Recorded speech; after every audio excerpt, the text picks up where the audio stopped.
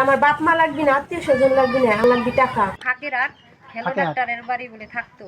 বাইবুর কারণে আজকে আমার মেয়ে দায়ী পথে গেছে। আসসালামু আলাইকুম। আপনারা অনেকে জানেন, অনেকে জানেন না। সম্প্রতি সময়ে ফরিদপুর জেলায় ছড়িয়ে পড়ছে খ্রিস্টান ধর্মের প্রচারণা।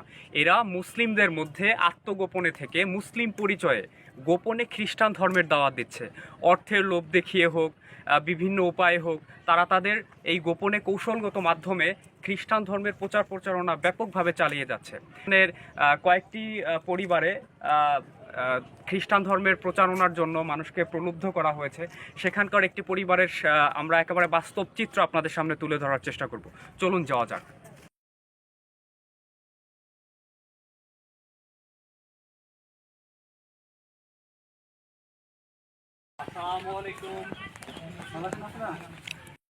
আমরা যাদের সাথে করে বসে আছি তারা হলো তাদের মেয়েকে খ্রিস্টান ধর্মে রূপান্তর করা হয়েছে।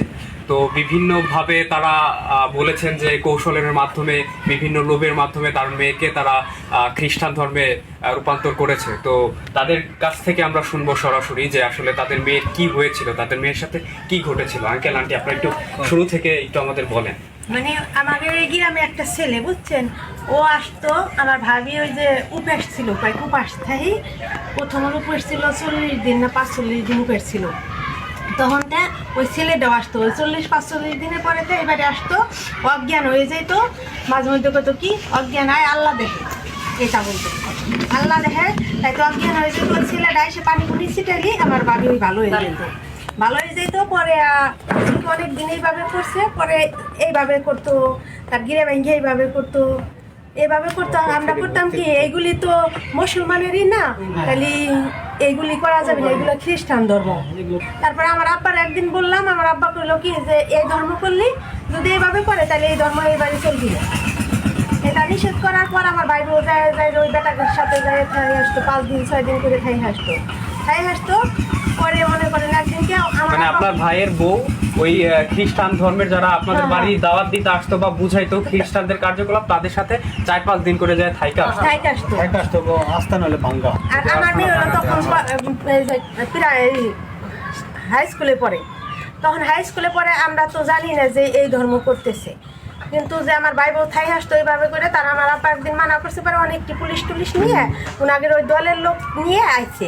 আইলি পরে আমার আপা ভয়তে আর কিছু বলে নাই। মনে করেন একদিনকে আমার ভাই বউ করছে কি, ওই জায়গা চলে গেছে, আমার ফোনটা নষ্ট হয়ে গেছে।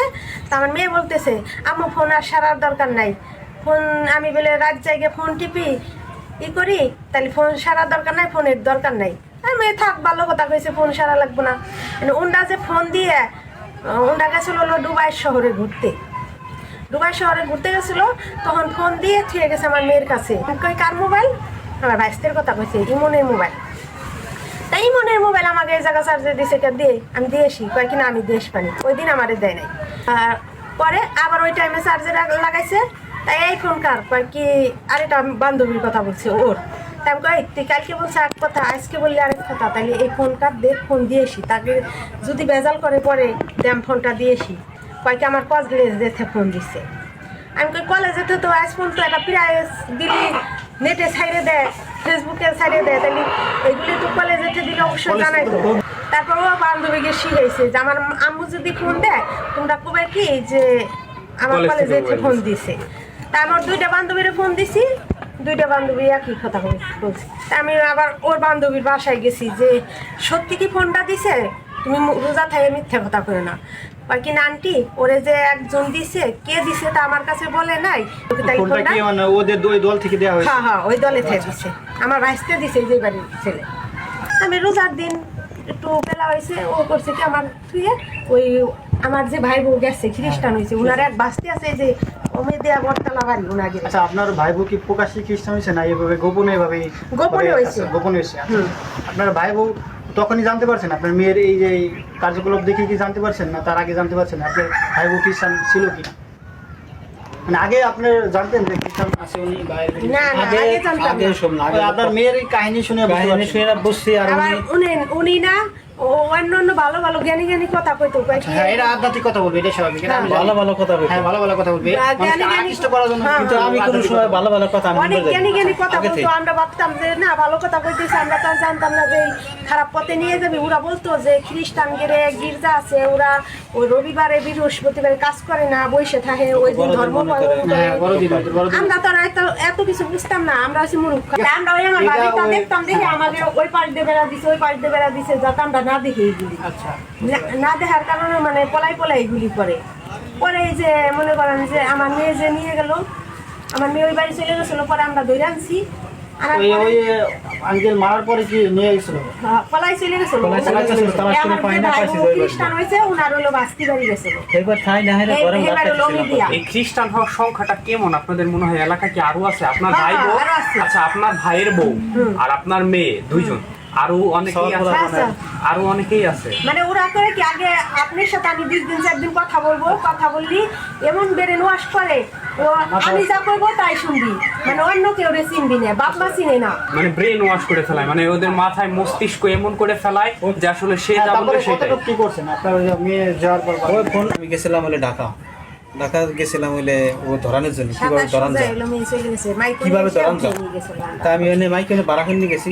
আচ্ছা, 3 দিন আসছিলাম বুঝছেন, 3 দিন থাই হ্যাঁ কোথায় ছিলেন? আসছিলাম রোটে রোটে বোর্ডিং এ আসছিলাম, দিয়েছিল আমার হোটেলে ভাবি, আসছিলাম। আমার ভাই, পরে আর ওই যে আপনি ছেলে। মেয়ে কোথায় নিয়ে গেছিল? ওরা নিয়ে গেছো ঢাকা, জাহাজিনী। ঢাকা নারায়ণগঞ্জ রূপগঞ্জ আসলো। আচ্ছা, আরো বদলের একজন লোক আমি ধরছিলাম ঢাকা পাট্টার ওই আচ্ছা, জায়গায়। পরে ওখান থেকে আমরা 2 দিন চলে গেল, পাইলাম না। পুলিশ এলে খালি ল্যাপটপ দিয়ে খালি করে ঘুমায় না, ওই দুজনে খালি তাই তা কখন ম্যাপ আছে কি আছে। হ্যাঁ, হ্যাঁ। আগে গেছিলাম হলো, আগে যে সিম আসলো সেই সিমটা হলো বন্ধ করে লাইছি। পরে ওখানে আমি যাওয়ার পরে আমার মেয়ে আমার ফোন দিছিল আমার ওনার মোবাইলে, ওপর কথা কয়, ফোন দিছে। ফোনটা দিয়ে দিছে ও আমার ওই যে বাইরে হাতে এখন খাতির আছে তাদের কাছে ফোন দিছে, মানে আমাদের নাম্বার মুখস্থ, আমার মেয়ে তো অশিক্ষিত না, তারপর আমাকে ফোন দেয় নাই। এখন যে ভাই বউ যে যারা ভাইরা এখন ওই খ্রিস্টান হাতে যোগাযোগ করতেছে, তাদের ফোন দিয়ে জানাইছে। আর ওই বাবু যে ছেড়া এই জায়গার মেন, ওই ছেড়া আমার ওই বাইরে মাইজের ওই বাইরে বলতো যে আন্টির কাছে দাও, আন্টির হাতে কথা বলবো। আমি কই কিনা, আমি বেদর্মীর হাতে কথা বলবো না। এখন ওই বাবু নামের ছেলেটাকে এই এলাকাতেই থাকে। হ্যাঁ, কাই ছিল বেড়ে, কিন্তু আমার ভাইদের হাতে এই যে ওই ভাই মেজো ভাইয়ের ছেলের হাতে ওদের সাথে কথা বলে, ওই যে মেজো ভাই নিয়ে আছে তাদের হাতে যোগাযোগ আছে। এখন তারা পেয়েছে মানে আচ্ছা, এই আপনারা যে একটা কাজ করবেন, এখানে যারা আছেন তারা যাদের সাথে যোগাযোগ করে তাদের সকলকে সচেতন করে দিবেন যে আসলে এরা খ্রিস্টান, এরা যাই বলুক না বলুক এ থেকে দূরে থাকার জন্য। তারা কয় আমরা তারা আমার কয় কিনা বাপের আমরা- সমস্যা কি, আমরা বাপ আমরা ওই আমরা খ্রিস্টান ওই সমস্যা কি করে তারপর- তারা? আচ্ছা, আজ ওই বাবু কি এখন এলাকাতে ঘুরে? এলাকাতে ঘুরে হ্যাঁ, খেলাধুলা হ্যাঁ, সময় হ্যাঁ, আপনাদের এলাকাবাসী কি কেউ কিছু বলে না? না না, মানে এলাকাবাসী ভয় পায়। কে কিছু খবর চায় না, কারণ এখন ভয় পাওয়ার তো কোনো কারণ দেখি না। ওর পেছনে কোনো প্রভাবশালী লোক আছে বা ওর পেছনে, মানে হ্যাঁ। ওদের গ্রুপ ছাড়া বাকি আপনার এই যে নেতা হ্যাঁ, আমির বা হ্যাঁ, বিএনপি, ওই যে সেকেন্ড বিশ্বাসের সওয়ালরা ওরা ঘুরে বিশ্বাসের হাতে, মানে ওদের ভয় দেখায় আমাদের। সেদেরকে মোটামুটি টাকা দিয়ে সবাইকে জিতিয়ে নিচ্ছে, টাকা দিয়ে, তাই তো? যেমন আপনার মেয়ের মোবাইল দিছে, তারপরে আরো অনেক ছেলের নিছে, ব্যবসার টাকা দিছে, দোকান করে হ্যাঁ, আমাদের দিছে, কাছে এরকম অনেকই আছে। অনেক পরিমাণ, মানে হ্যাঁ, এসব- এটা বলছে। তারপরে আমি আচ্ছা, 2 দিন খাই হ্যাঁ। আঙ্কেল আপনি বলেন, ওই যে শেষ করেন না। ওই যে ঢাকা যেতে গেছিলাম আমি, পুলিশ নিয়ে গেছিলাম থানাইতে, এসআই মাহবুবকে নিয়েছিলাম, তারপরে এসআই মিজানকে নিয়েছিলাম, তারপর আর একটা পুলিশ না মহিলা পুলিশ নিয়েছিলাম একটা। এই সাইডে নিয়ে আমি ঢাকা গেলাম, এতে 10-12টার সময় এরকম টাইম হবো, কিন্তু গেছি সেদিন ঘুরলাম, পাইলাম না। তারপর দিন ঘুরলাম, ওই নাম্বারে ফোন দেয়, ওই অ্যাড করে লাগছে ওই নাম্বার, ওটা বন্ধু হলে তো ঠিকানা তো ঠিক আছে, এরা কী দেয় তথ্য মথ্য দিয়ে ঘুরে টুরে। পরে আবার আমার মেয়ে ফোন দিল পর ওই ফোনে এলে যোগাযোগ পাইলো, ভালো মতো অ্যাড করে এলেছে ল্যাপটপে যে অমুক জায়গায় নারায়ণগঞ্জ রূপগঞ্জ আছে, এই তো আমার কইলো পাইছি আপনার মেয়েরে পাইছি, সমস্যা না, অমুক জায়গায় আমরা যাবানি। পরে ঘুরে টুরে এসে হ্যাঁ যাই ধরলো, আমার ভিতরে যাবার দিল্লা পুলিশে, বাকি তোমার গাড়ির মধ্যে থাকা, ড্রাইভার থাকো, তুমি এনে থাকো। ওরা যাই হ্যাঁ কতক্ষণ ইটি করে পরে ধরে নিয়ে এলো, ধরে এনে গাড়ির মধ্যে লাগলো জুলহাস, খলিলপুর বাড়ি জুলহাসে ধরলো।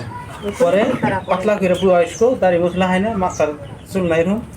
তারপর ওর ধরে আনলে পর ও এক লিডার আছে লম্বা করে, এই যে বাড্ডা পান কোম্পানির অফিসের সামনে গাড়ি খাড়া করলো, হে আইলো, ওরা ফোন দিল আইলো আমাকে, ওই এসআই মাহবুব লিডারে কি মানে দাড়ি মানে আছে? না না। পরে ওর আমাকে আর নিল না কাছে, আমার খেয়াল করে গাড়ির মধ্যে বসতে হবে, কিন্তু আমার কাছে নিল না। এরা 2 জন আলাপ করে কইলো কি যে আপনার মেয়ারে পাইছি, সমস্যা নাই, কালকে আপনার মেয়ারে ওরা নিয়ে যাইবে। আমি কই তাই তো কোবেন হানের সশিষ্যের ধরা দিছে, আর যে কথা সেই কথাই। আপনার সমস্যা কি আপনার মেয়ে যদি যায় এভাবে যদি আমার মেয়ের কথাটাকে বলছি মাহবুব দারোগা নাই কে হনে ফরিদপুর থানায় নাই কে ফরিদপুর আগে যে ছিল আগে যে ছিল এসআই মাহবুব কিন্তু ও দিল না আমাকে মিজানও দিল না ও দিল না আমাদের পক্ষে পরে কি হলো আমাকে টাকা পয়সা খরচ করে গেলাম ইটি করে ও আর এক মামলা করছে আর একজনের নামে কি মামলা জিন মেলা টেহের মামলা হ্যারে ধরলো যায় হলে বনানি যায় বনানি ধরে রাইতে এখন তো আমি খারাপ রয়েছি মানে ধরে থেকে তারপরে কি হলো আপনার মেয়ের অবস্থা তারপরে মনে করে নামলাম ওরা ওরা ওর নামে তো কি মামলা হয়েছিল পর কেস করে কি করে আপনারা কি মামলা করছিলেন আমরা ওর নামে মামলা করছিলাম পরে মামলা করছি ওরা জামিন হয়ে গেছে টাকা পয়সা হাই করতে বলে জামিন করছে ওরা ওদের টাকা কোনো বিকল্প বিকল্প নেই হ্যাঁ ঠিক আছে ওদের সাথে টাকারও আনতে পারবেন তারপর আমার মেয়ে করলো কি সেফ কাস্টডি নিল পরে আমার মেয়ের মাঝে মধ্যে যায় বুঝাইতাম কইতাম মেয়ে কইতো হ্যাঁ ঠিক আছে যাম তারপর আমরা কইতে কাগজপত্র করতে যাবেন করতে তো দেরি লাগে আস্তে আস্তে আমাকে একটু দেরি হয়ে গেল তারপর জানকি যাবেন করে দেয় মেয়ে কোর্ট উঠে গেল কিছু যাবো না হাতে আমার খাওয়াইছে পড়াইছে আমার মামি খাওয়াইছে জাম্বির কথা মিথ্যা কথা কইয়া মানে ও অলরেডি হয়ে গেছে যতবার কোর্টে যাবেন করা যায় ততবার ম্যাজিস্ট্রেটের সামনে মামলা কি এখনো মানে এখনো মামলা এখনো আছে আর ওই যে মঙ্গলবার দিন কোর্ট আছে আপনি যে আরেকটা কথা আমাদের আপনি বলছিলেন আর কি কবিরপুর চরে একজনকে নাকি বা সেদিন কতজন মেয়ে উঠানো ছিল তিনজন উঠাইছিল ওই দুইটা নিয়ে বলছেন লিফটের ভিতরে যারারও 3 ঘন্টা আমরা 7 তলা তিনতলা মনে করেন নিচে আসি 4বার 5বার পুলিশের সহযোগিতা করতেছে মনে করেন আপনি কি বলতে চাচ্ছেন এখনো ফরিদপুর মানে পুলিশ ওদের সহযোগিতা করছে আমরা খবর গেলাম আমাকে মেয়ের কথা খবর দিতে পারছে না আর ওরা ঠিকই বসে বসে রবিবার দিন কোর্টের দিন বুঝছেন হাজিরা দিল ওরা আগে যে বসে মেয়ের হাতে কথা আমার মেয়ের সাথে কথা এটা সব জায়গায় মানে এখনো তাহলে সব জায়গায় এখনো মনে করে টাকা টুকে দিয়ে ওরা এই করতেছে মনে করেন রবিবার দিন বিচার আমরা পাই না কোনো বিচার এই পর্যন্ত কোনো বিচার পাই নাই ম্যাজিস্ট্রেটের সামনে কয় যে আমরা কই আবেদন করি উকিলে তো আমরা কই আমার পক্ষে দিবেন আমি হেসে ম্যাজিস্ট্রেটে বললাম যে আমার মেয়ে আমি পাই না মামিতে পাই আপনার বিচারে কি কিছু কয় না এখানে তো মামি আসবে না আপনার মেয়ে আপনি দাবি করবেন আপনার দিতেছে না ম্যাজিস্ট্রেট আটকে রাখতেছে আচ্ছা আরে মেয়ে তো মনে করেন মাথা হয় নাই বাবা সেদিন আপনার গত রবিবারে আচ্ছা আপনি বলছেন এটা ফাকিমের হাটে বাইরে তার আগের রবিবারে আচ্ছা তার আগের রবিবারে গত রবিবার তার আগের রবিবারে আচ্ছা ওখানে আমাদের একটা নিউজ আর কি সবার কাছে আলোচনা হয়েছে যে ফাকিমের হাটে নাকি একজন মেয়ে ওই কোঠা বসে উঠানো হয়েছিল তার মেয়ে বাবা মা নাকি আসছিল আপনাদের মতনই না তার বাপরে দেখি নাই কিন্তু মাইডার কাবু কাবু কালো কিন্তু মাটা অনেক কান্দাকাটি করতেছে যে আমরা অতটা কথা ওনার সাথে বইলে সারে বাড়ি নাই কারণ আমরা পরিচয় দিতে পারিনি ভালো মতো বুঝতে পারি নাই আমাদের মেয়ের চিন্তা নিয়ে আমরা হ্যাঁ এটা স্বাভাবিক আপনি এখন কিন্তু ওই লিফটের ভিতরে যেটা হরিজরি করছে মনে করেন দাঁড়া একবার উপরে যা আবার নিচে নামে পুলিশ সাথে আরে উঠে বেরতে বেরতে আপনি হারান আপনার সঙ্গে মানে উল্টা এই যেডি খ্রিস্টান আছে হেডি আর 4টা পুলিশ দুইটা পুরুষ পুলিশ দুইটা মহিলা পুলিশ আর আমার মেয়ে আর ওই মেয়েটা যে মেয়েটা খ্রিস্টান হয়েছে ওই মেয়েটা আর কয়েকজন খ্রিস্টান তাদের ঢুকেছে আমি ঢুকে গেছিলাম আমার বাইরে করে দিয়েছে আমার ঢুকে দেয় আপনার মেয়ের সাথে কি সেদিন কথা মতো হয়েছিল না আমার কথাই বলবে দেয় না বলতে দেয় না না আপনি বলতে দেন না না আমার আচ্ছা আমাকে একটা কথা বলেন ওই যে মেয়ে আমাদের কবিরপুর শহর থেকে যে মাঠ আসছিল সে আপনার কাছে কতটুকু কথা হয়েছে এই কতটুকু বলছি খালি যে আপনার মেয়ে কোন জায়গাতে আনছে কইলো কবিরপুরে চলে থেকে আপনার মেয়ে কিভাবে আসছে কয় কি যে আমার মেয়েরও এই যে মানে ওরা কইছে যে তোর বিয়ে করবি না ওইগুলি তো বিয়ে করে না ওরা বলছে যে আমাকে বিয়ে নাই হ্যাঁ এটা বিয়ে করবেন তো ওই মেয়েটা আমার মেয়ের সাথে অনেক মানে ইঙ্গিতে কথা বলছে এটা আমি বুঝছেন তা আমি মেয়েটার জিগেলাম যে খালা তুমি কি তোমার আমার সাথে যাবে না আমি জানি না তা আমি কই আমার মেয়ে আমার সাথে যাবে না আপনার মেয়ের সাথে ওই মেয়ের সাথে কোনো আছে রিলেটিভ আছে হ্যাঁ একখানে থাকে বুঝেন না তারপর আমি বললাম কি খালা আমার মেয়ে যাবি না কই কি তাও আমি জানি না মানে এটা হলো কোর্টের ভিতরের কথা কোর্টের বাইরে ওই যে লিফটের ভিতরে যেই করছে তারপরে আমরা কেউ পাইনি আমার মেয়েও পাই না তার মেয়েও হয়ে পাই আচ্ছা প্রিয় দর্শক শ্রোতা আমরা এই মুহূর্তে শুনছিলাম যে তাদের মেয়ে কিভাবে খ্রিস্টান ধর্মে প্রলুপ্ত হয়েছে রূপান্তরিত হয়েছে তার ভাইয়ের বউ তারপরে এলাকার বাবু নামের আরো একটা ছেলে স্থানীয় শরীফুল ইসলাম বাবু আরো অন্যান্য অনেকে এর সাথে জড়িত আছে তো তাদের কাছ থেকে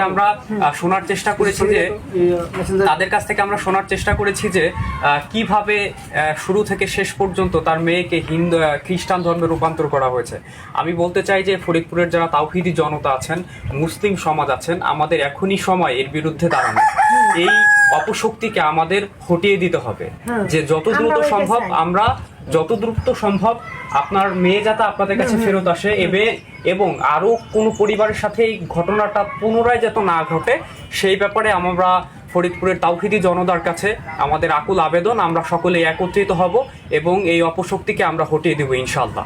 আমাদের আমরা আপনাদের কাছে কি চাই, আপনাদের মেয়ে একটাই আমার একটা মেয়ে একটাই মেয়ে একটা ছেলে। আচ্ছা, তাহলে তো অনেক আমার দুঃখ আর- আমার মেয়েটা বড়, আচ্ছা কিন্তু আমি খুব কষ্ট করে, ওর আব্বু থাকছে এত হ্যাঁ দেশে, সন্তান সবাই আমি তো খুব কষ্ট করেই কষ্ট পারে। করে পালছি, ই করছি, কিন্তু লাস্টে এই আমার ভাই বোর কারণে আজকে আমার মেয়েটাই পথে গেছে।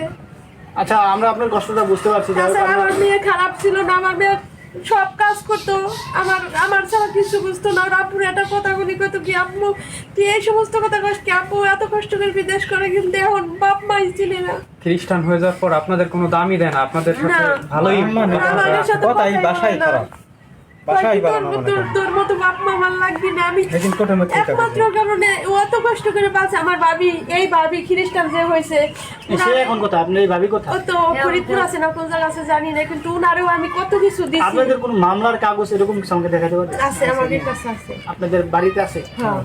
আমাকে একটু দেখাতে পারবেন? কিন্তু আমার এই ভাই, এই যে ভাই খ্রিস্টান হয়েছে, ও বলছিল একদিন যে আমার বাপ মা লাগবে না, আত্মীয় স্বজন লাগবে না, আমার লাগবে টাকা।